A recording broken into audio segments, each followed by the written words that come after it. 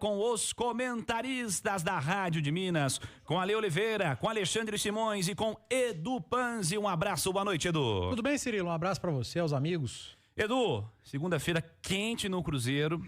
Já estava quente desde o andamento do jogo com o Betim. Os bastidores, né? Já estavam quentes. Os bastidores da Raposa desde o último fim de semana. O bicho já estava pegando. O torcedor já tinha demitido o Fernando Diniz e você destacou no pós-jogo da Itatiaia. Como você observa a tomada de decisão e avançando o caminho, tendo o Renato Gaúcho como plano A, Edu Panzi? Cirilo, a demissão do Diniz a gente não analisa hoje, né? A demissão do Diniz veio desde o dia 8 de dezembro de 2024, quando ele foi demitido, antes do jogo contra o Juventude, e a imprensa inteira sabia. E depois de uma coletiva bastante enfática, o Cruzeiro, não sei se por medo, por receio, ou se realmente repensou, desdemitiu, né? Como diria o outro, o Fernando Diniz, e o manteve para a sequência. E aí o Cruzeiro, ele permaneceu com um profissional que ele não queria que permanecesse. Esse profissional ajudou a remontar o elenco. Esse profissional participou de 90% da pré-temporada, com direito a uma excursão, com 2 amistosos, com 3 jogos oficiais do Campeonato Mineiro, e foi demitido. Tendo o mesmo trabalho, praticamente, que vinha tendo quando lá do dia 8 de dezembro. Se o Cruzeiro tivesse mandado o Fernando Diniz lá atrás embora, seria compreensível, apesar do pouquíssimo tempo de trabalho que ele tinha à época.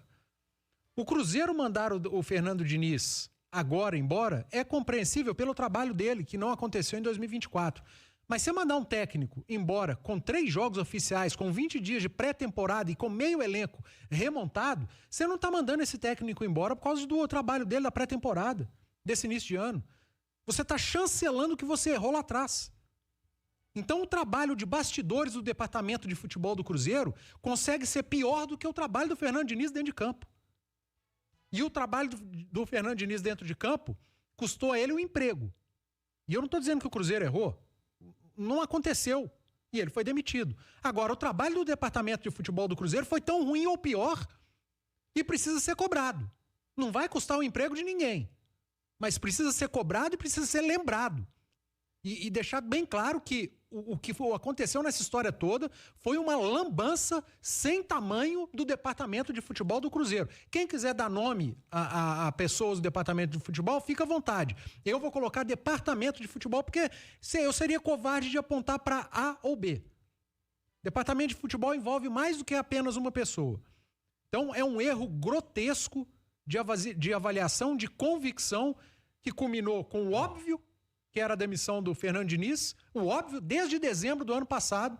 Então, para mim, o trabalho do departamento de futebol do Cruzeiro, ele consegue ser pior do que o péssimo trabalho do Fernando Diniz desde que chegou no final de setembro. Aliás, contratar o Fernando Diniz no final de setembro já é um negócio bem discutível. Com certeza. Ale Oliveira. Oba! Sabe falar português ainda? More or less. Sabe que a última vez que eu vi o Ale, o Diniz estava prestigiado e o Milito era técnico lá. Você tem uma ideia. Ale Oliveira, um abraço, boa noite. Um abraço, viu, para os amigos, um abraço para todo mundo que nos consagra na rádio mais ouvida do país. É um prazer enorme, uma honra estar de volta aqui, viu? Bom tê-lo conosco, Ale. O que você tem observado, cara, dessa situação do Cruzeiro, enquanto você estava na FC Series, inclusive acompanhando alguns jogos do Cruzeiro? O bicho pegou no fim de semana com a demissão do Fernando Diniz, que já era um fato definido, mas tinha que esperar, porque no ano passado também era e voltar atrás. E o Renato Gaúcho sendo o plano A. A leitura do Cruzeiro de que o Renato é o nome. Há pouco o Rubem Júnior trouxe a informação de que não está decidido. O Guilherme Pio trouxe também em itatiaesporte.com.br que o Cruzeiro coloca um prazo para amanhã para essa definição, para que seja respondida a proposta. E o Renato tá pedindo uma bela de uma grana. Ale, como é que você observa esse cenário todo, cara? O primeiro que lá em Orlando, né, o que a gente percebeu é que o Diniz estava tentando comprar tempo com resultado, né? Tanto que ele acelerou, por exemplo, a entrada no time titular do Fabrício Bruno, que tinha feito pouquíssimas sessões de treinamento, não chegou com a equipe e rapidamente virou o titular logo no primeiro jogo, né? E inclusive no clássico ele esticou um pouquinho mais a corda, deixando a base da equipe por mais tempo do que era o planejado no jogo, para ver se conseguia ganhar o clássico e aí ganhar um combustível a mais, né? Uma vitamina a mais aí nessa permanência. Viajou num dia e jogou no outro dia aqui no Campeonato Mineiro com os reservas. Então, ele tava meio que dando uma violentada ali no planejamento, na programação, justamente para conseguir os resultados, para que ele conseguisse mais tempo para mostrar para a direção que ele podia fazer sucesso com esse grupo. Isso acabou não acontecendo e aí houve a demissão. Realmente a direção, porque aqui a gente falou desde o primeiro, eu não lembro se alguém discordou, né? Que o Diniz conhece futebol e tal, mas que pro fim da temporada era um absurdo, né? E aí foi uma sucessão de absurdo, porque os caras, depois que demitirem o Diniz falou que já sabia disso, né? Falou na última coletiva que sabia desde quinta-feira. Demitir o Diniz, pipocar, voltar atrás e jogar todo esse tempo fora, porque a gente tá vendo, por exemplo, o Cuca, como o Cuca aproveitou o tempo lá, treina em 2 períodos, os caras, sabe, vendo todas... Jogou fora esse tempo todo, jogou fora. Toda essa oportunidade que o cara teve de treinar o time, jogou fora, porque se fosse já o novo treinador, você já estava num outro estágio do trabalho. Mas, enfim, aconteceu tudo o que aconteceu, a direção percebeu que não teria mais evolução e para não cometer um erro maior ainda, foi uma sucessão de erros, né? Acabou demitindo o treinador. A informação que eu tenho é que realmente o Renato Gaúcho pediu um caminhão. Um caminhão cheio, né? Aquele bitrem, né? Pediu um dinheiro de verdade, um dinheiro para machucar mesmo. Que o Pedrinho quer muito esse treinador, mas que ele vai ter que ceder um pouco. Porque senão fica difícil.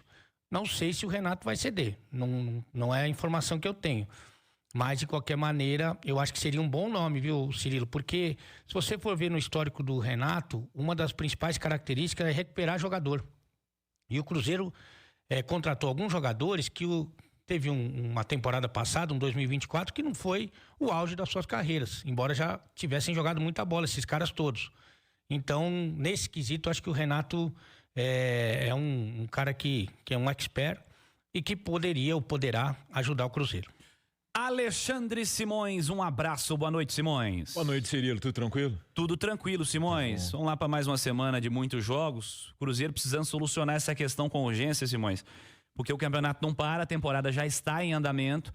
E, bom, o planejamento de começo de ano do Cruzeiro, como o Ale destacou, demonstra que o Cruzeiro leva com seriedade esse começo de ano. Tanto que tirou os caras dos Estados Unidos no sábado à noite e botou para jogar no domingo à noite em Belo Horizonte.